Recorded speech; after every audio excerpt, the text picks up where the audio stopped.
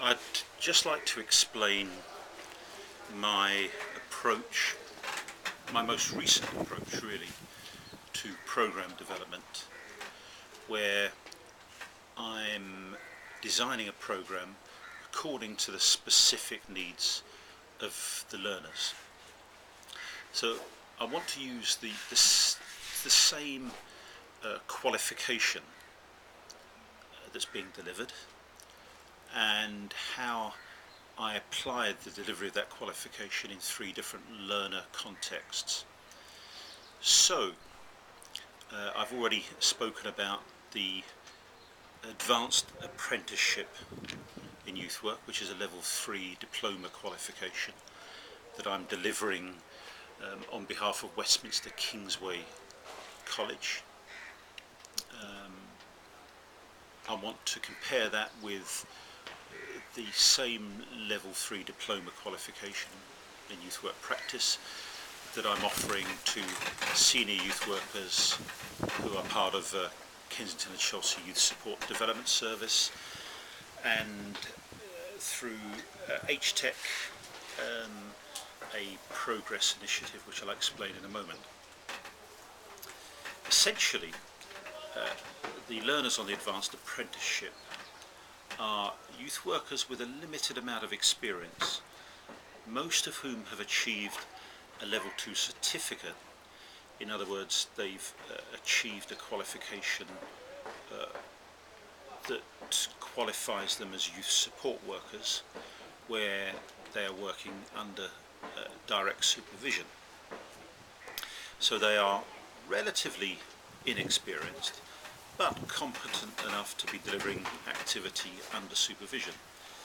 Now they're trying to achieve a level 3 qualification, which in work practical delivery terms means that they should be able to deliver a youth activity, to lead on a youth work activity, not necessarily directly managing anyone else, but certainly taking the lead with minimum supervision.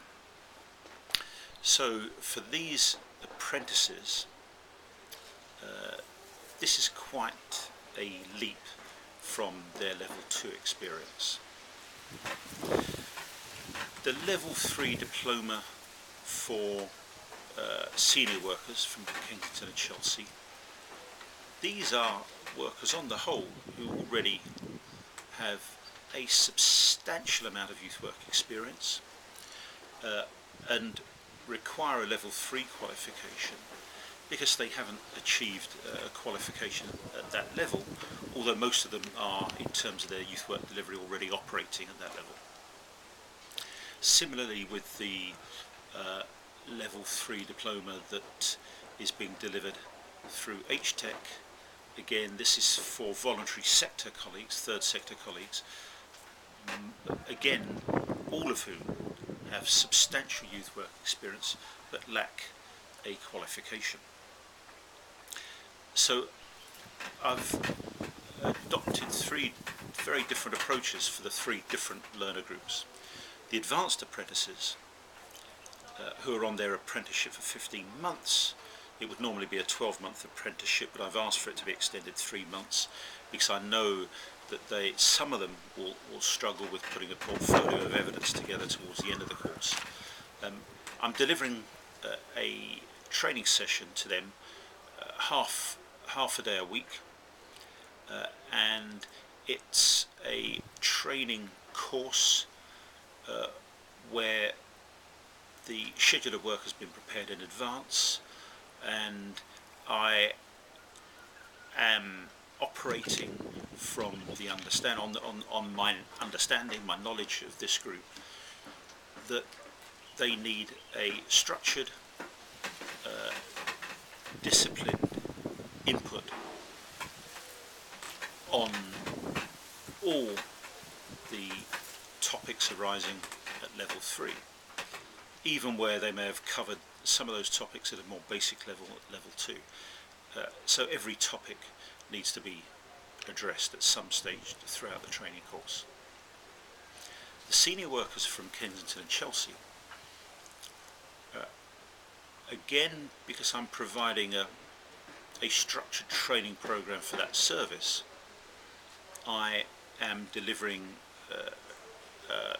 one evening session on average every 3 weeks over a 12-month period.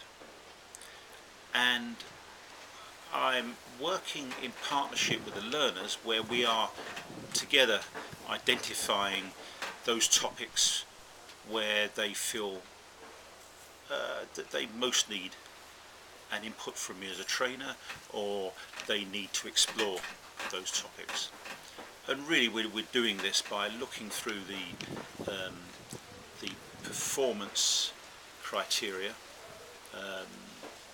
of the level 3. So what I described as the learning outcomes that learners need to demonstrate. We're going through those criteria unit by unit to identify what they feel comfortable with already, what they feel confident around, and therefore need no training input, to those issues, those topics where they need me to design training input. So that's being done in partnership. Similarly with the work for HTEC, which is part of a NICVIS initiative. There was a major NICVIS initiative called Progress last year, which was designed to really to provide training to the third sector youth work workforce.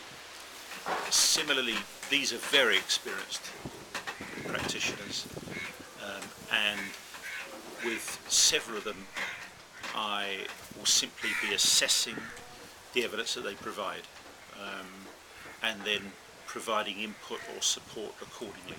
So I'm actually turning that completely on its head, where I'm saying to learners, you show me evidence of what you're already practicing, obviously in relation to the level 3 criteria, and then we take it from there. They're the 3 approaches. There are 3 kind of guiding documents for this. The Advanced Apprenticeship, there's a schedule of work that I've prepared in partnership with Westminster Kingsway. With the K&C colleagues,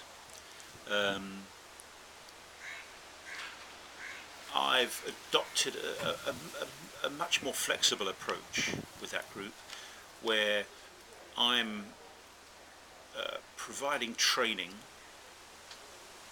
I'm preparing training input, knowing the areas that they need to explore, where I've already assessed their need enough to know that they need that input.